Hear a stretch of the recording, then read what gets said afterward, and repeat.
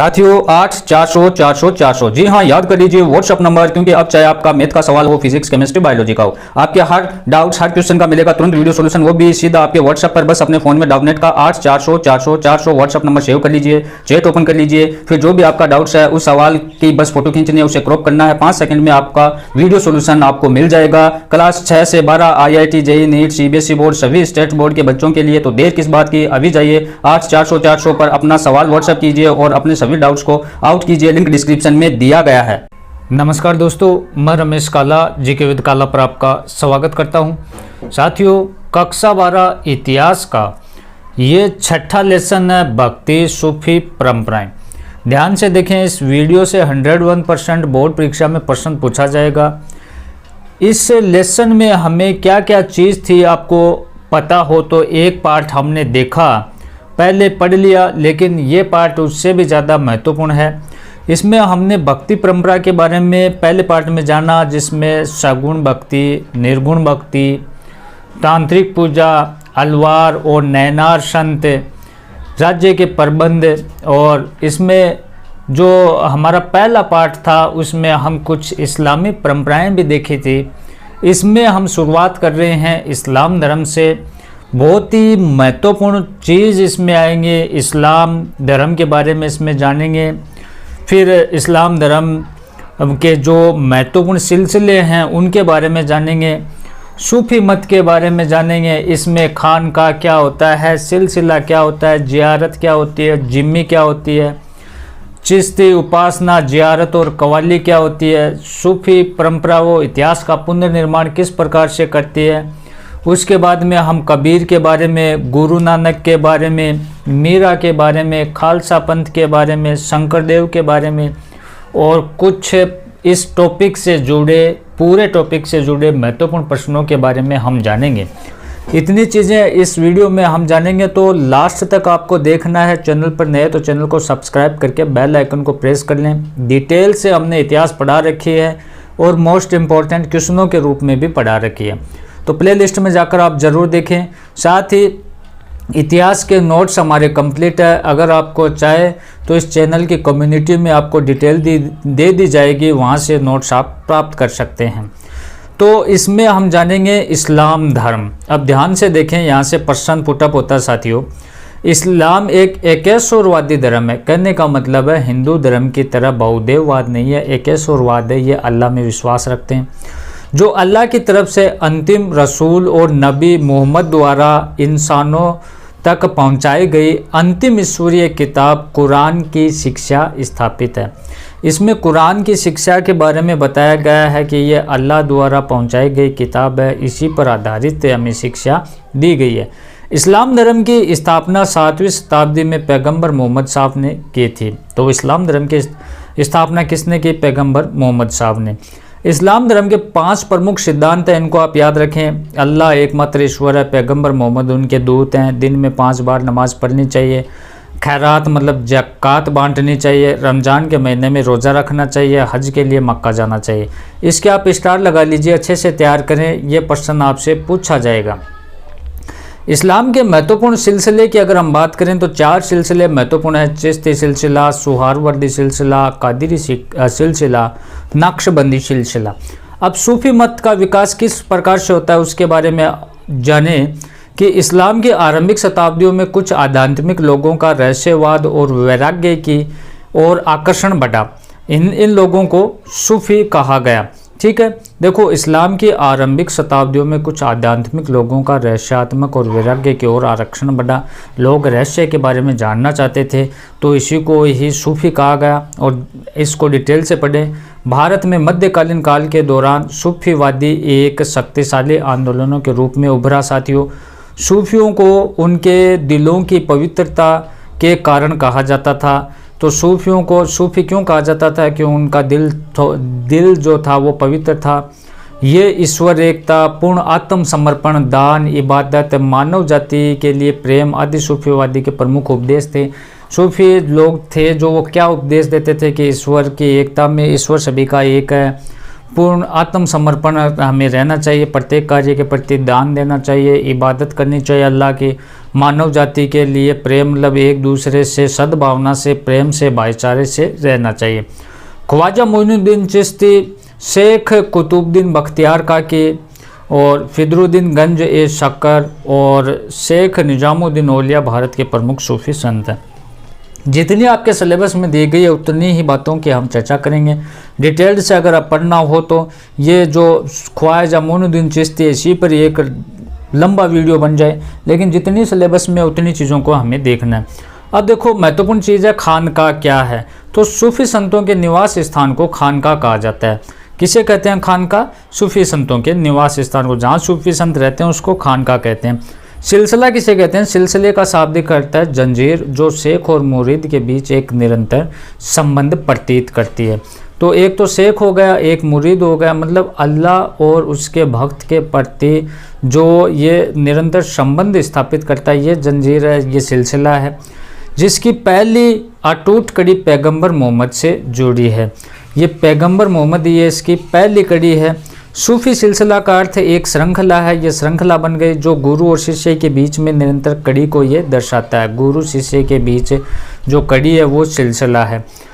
पैगंबर मोहम्मद के लिए एक अखंड आध्यात्मिक वंशावली के रूप में फैला है। जब शेख की मृत्यु हो गई तो उनका मकबरा दरगाह उनके अनुयायियों की भक्ति का केंद्र बन गया और उनकी कब्र पर तीर्थ यात्रा या जियारत की प्रथा विशेषकर पुण्यतिथि की शुरुआत हो गई।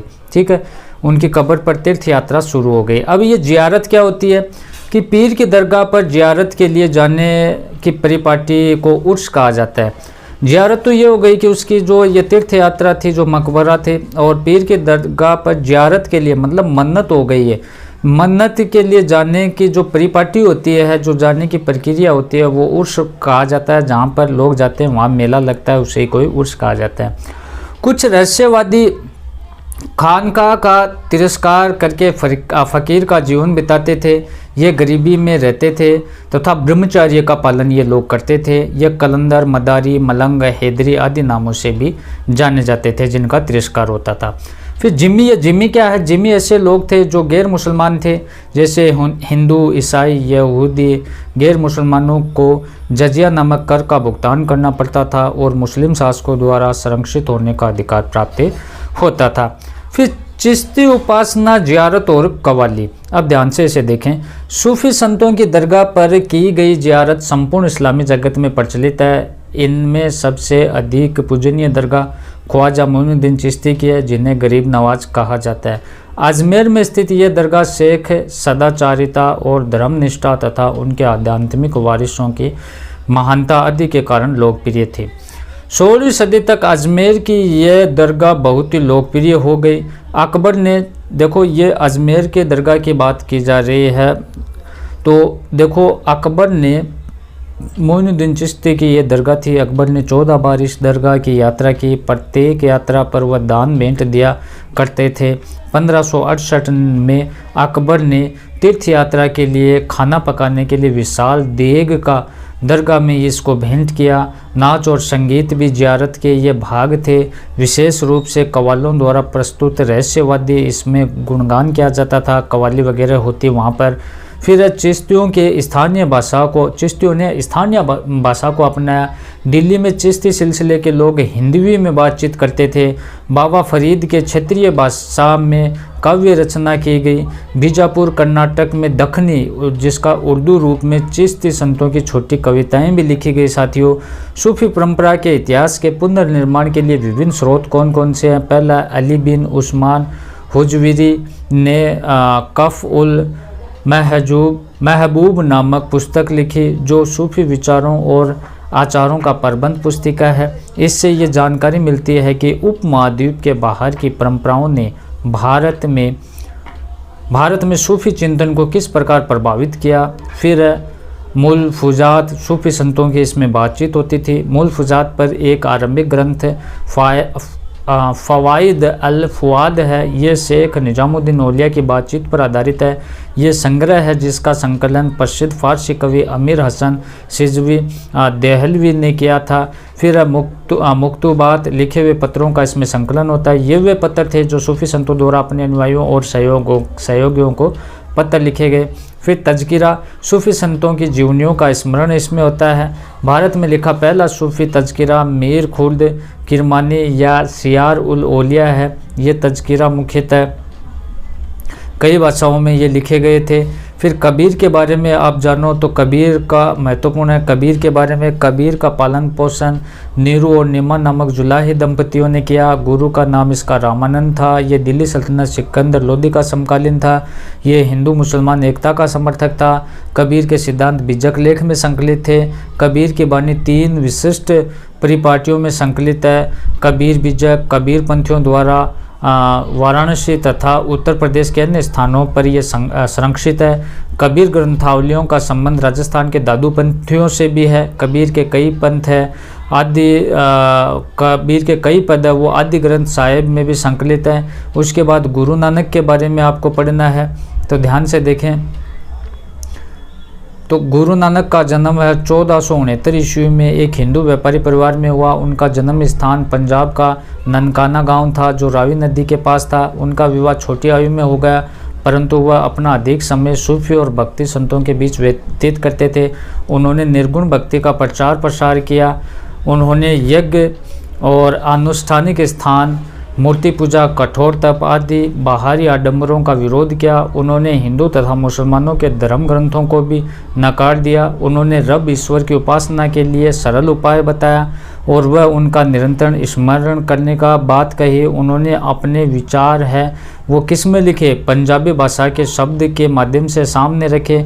उन्होंने अपने अनुयायियों को एक समुदाय में संगठित किया। उन्होंने अपने अनुयायी अंगद को अपने बाद गुरुपद पर आसीन किया। इस परिपाटी का पालन है वो 200 वर्षों तक होता रहा। गुरु नानक के उपदेश गुरु ग्रंथ साहिब में संकलित हैं। पंच परमारों से बचे ये गुरु नानक ने उपदेश दिए थे। पंच परमार आपको याद रखना कौन कौन से हैं। पहला क्रोध, दूसरा मोह, तीसरा माया, चौथा लोभ, पांचवा ईर्ष्या। फिर खालसा पंथ को आप थोड़ा सा ध्यान रखें। गुरु गोविंद सिंह ने खालसा पंथ मतलब पवित्रों की सेना की नींव डाली। इनमें 5 प्रतीकों का वर्णन है। पहला है बिना कटे हुए केस, दूसरा कृपाण, तीसरा कच्छ, चौथा है कंगा और 5वां है लोहे का कड़ा। उसके बाद मीराबाई के बारे में आप पढ़ें। इसका जन्म 1498 में कुड़की पाली राजस्थान में हुआ। पिता का नाम रतन सिंह था। पति का नाम राणा सांगा का पुत्र भोजराज था। गुरु का नाम जीव गोस्वामी और रैदास था। 1547 में द्वारिका में ये कृष्ण में विलीन हो गई। मीराबाई संभवतः भक्ति परंपरा की सबसे सुप्रसिद्ध कवियत्री थी। मीरा का विवाह उनकी इच्छा के विरुद्ध मेवाड़ के सिसोदिया कुल में करा दिया गया। उनके पति की मृत्यु के बाद उन पर भारी अत्याचार किए गए। उनके ससुराल वालों ने भी उन्हें विष देने का प्रयत्न किया, किंतु वह राजभवन से निकलकर घुमक्कड़ गायिका बन गई। वह भगवान कृष्ण की अनन्य उपासिका थी। कुछ परंपराओं के अनुसार मीरा के गुरु रैदास थे।